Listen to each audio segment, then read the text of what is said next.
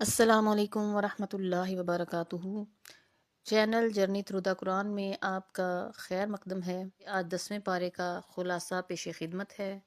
10واں پارہ وَاعْلَمُوا، اس پارے میں بھی دو حصے ہیں، سورہ انفال کا بقیہ حصہ اور سورہ توبہ کا ابتدائی حصہ۔ سورہ انفال کے بقیہ حصے میں 5 باتیں مذکور ہیں۔ نمبر 1 مال غنیمت کا حکم، نمبر 2 غزوہ بدر کے حالات، نمبر 3 اللہ تعالیٰ کی نصرت کے 4 اسباب، نمبر 4 جنگ سے متعلق ہدایات، اور نمبر 5 ہجرت اور نصرت کے فضائل۔ مال غنیمت کا یہ حکم بیان ہوا کہ خمس نبی اکرم صلی اللہ علیہ وآلہ وسلم کے اقربا، یتیموں، مسکینوں اور مسافروں کے لیے ہے، اور باقی 4 حصے مجاہدین کے لیے ہیں۔ غزوہ بدر کے حالات، کفار مسلمانوں کو اور مسلمان کفار کو تعداد میں کم سمجھے، اور ایسا اس لیے ہوا کہ اس جنگ کا ہونا اللہ کے ہاں طے ہو چکا تھا۔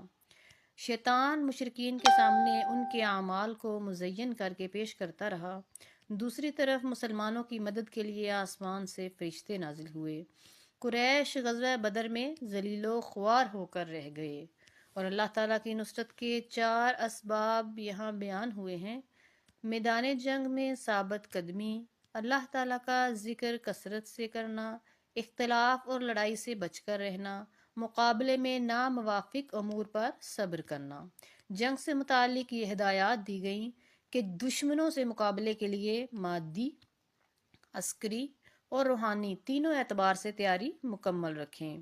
اگر کافر صلح کی طرف مائل ہوں تو صلح کر لو۔ ہجرت اور نصرت کے فضائل بیان ہوئے کہ مہاجرین اور انصار سچے مومنین ہیں۔ گناہوں کی مغفرت کا وعدہ کیا گیا اور رزق کریم کا بھی وعدہ کیا گیا۔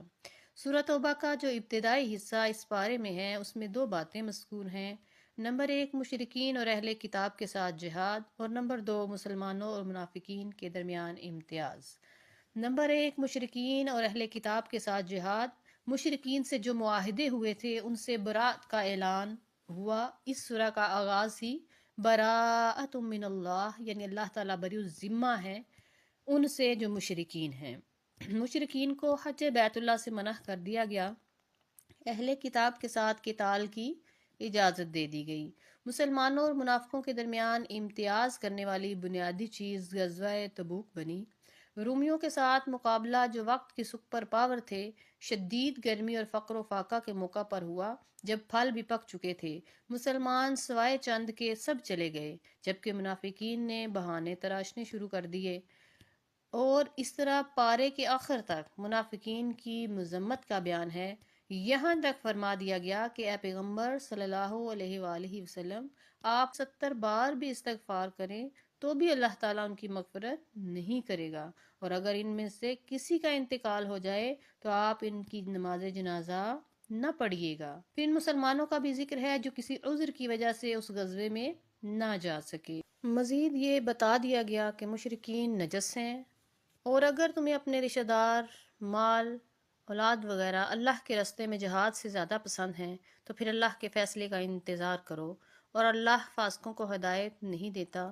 کفار سے جزیے کا بیان بھی یہاں ہوا، اور زکوٰۃ کے مصارف بھی بیان کیے گئے۔ یہاں پہ اس پارے کا خلاصہ مکمل ہوا۔ انشاءاللہ پارہ نمبر 11 کے خلاصہ کے ساتھ ملاقات ہوگی۔ اپنا خیال رکھیے اور اپنے اس چینل کا بھی۔ والسلام علیکم ورحمۃ اللہ وبرکاتہ۔